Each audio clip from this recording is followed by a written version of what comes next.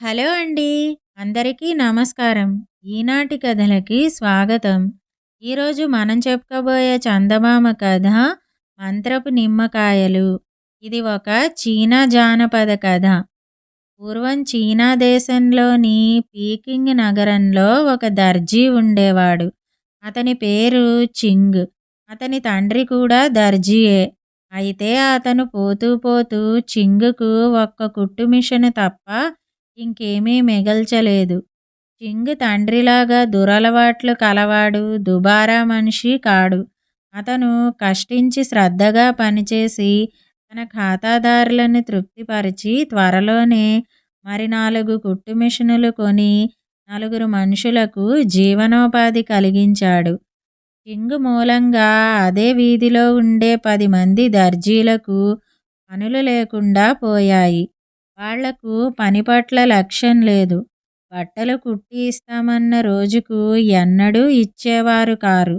వాళ్ల చుట్టూ తిరగలేక ప్రాణం విసిగి ఉన్న గ్రామస్తులకు చింగ్ ఎంతో తృప్తి కలిగించాడు.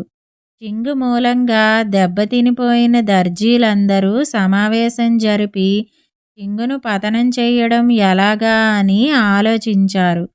వాంగ్ అనేవాడు చింగుకు భూతవైద్యుడి చేత చేతబడి చేయిస్తే వాడు అడుగంటిపోతాడని చెప్పాడు. అందరూ ఇందుకు సిద్ధపడి కట్టగట్టుకుని భూతవైద్యుడి ఇంటికి వెళ్ళారు. భూతవైద్యుడి ఇల్లు తాళం పెట్టి ఉన్నది. తన బంధువులెవరికో జబ్బుగా ఉంటే అతను పొరుగురు వెళ్ళాడట. మర్నాడు వాంగ్ దుకాణానికి భూతవైద్యుడి లాంటివాడు ఒకడు వచ్చి పెద్దగా పెడబొబ్బలు పెట్టి, నిన్న ఎవరో మా గురువుగారిని తలుచుకున్నారట.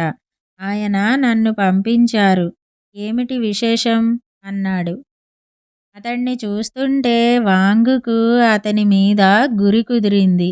అతను భూతవైద్యుడితో అంతా చెప్పాడు. భూతాన్ని ఆవాహన చెయ్యాలి. ఖర్చు అవుతుంది.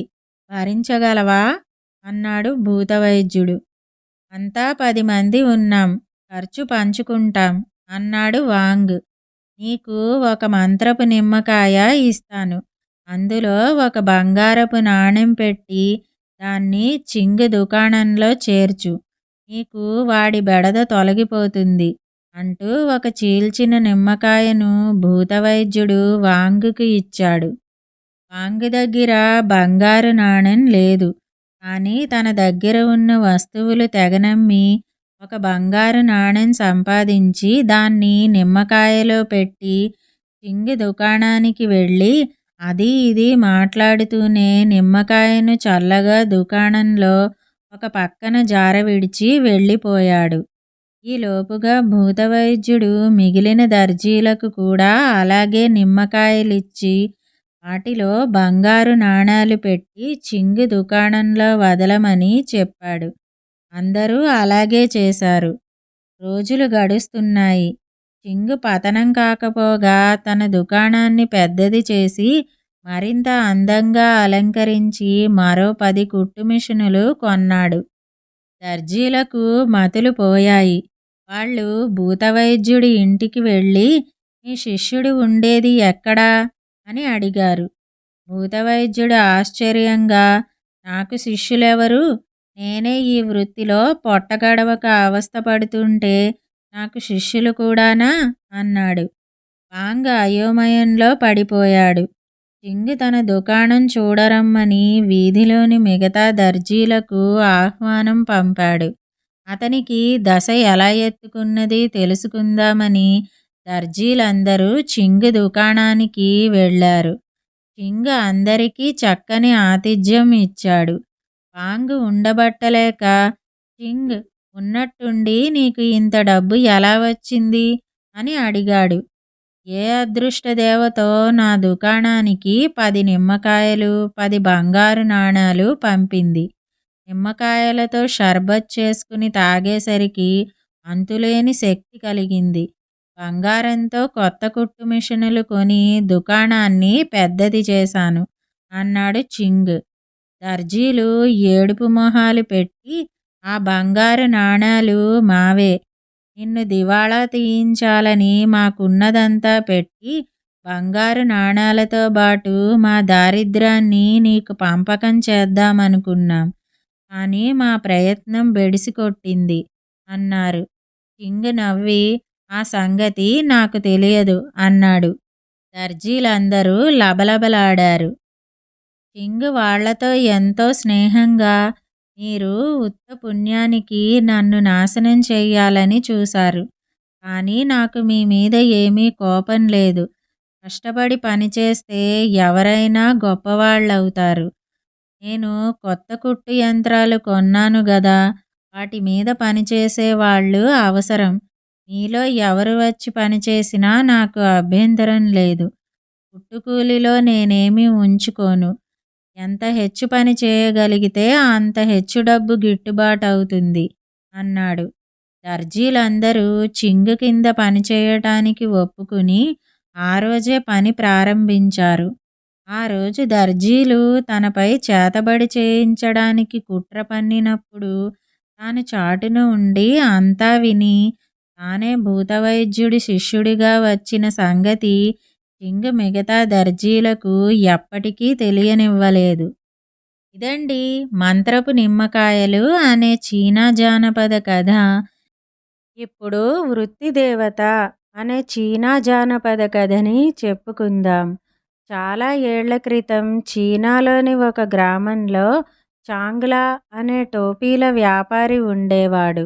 టోపీలు తయారు చేయటం అతనికి వంశపారంపర్యంగా వస్తున్న వృత్తి.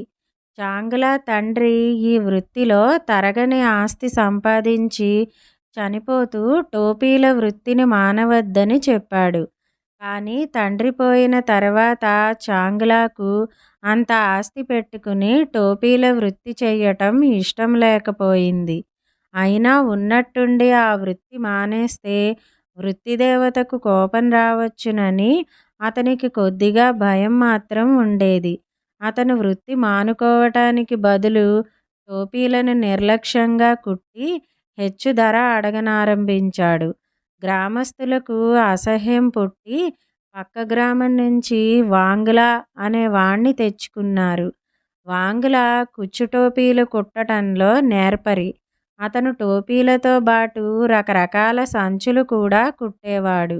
అతను చాంగ్లా దుకాణానికి ఎదురుగానే తన దుకాణం ఏర్పాటు చేసుకున్నాడు.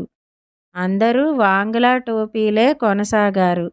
ఒకనాడు చాంగ్లా తన దుకాణంలో విశ్రాంతిగా కూర్చుని వాంగ్లా దుకాణంలోకి ఒక సన్యాసి వెళ్ళటం చూశాడు.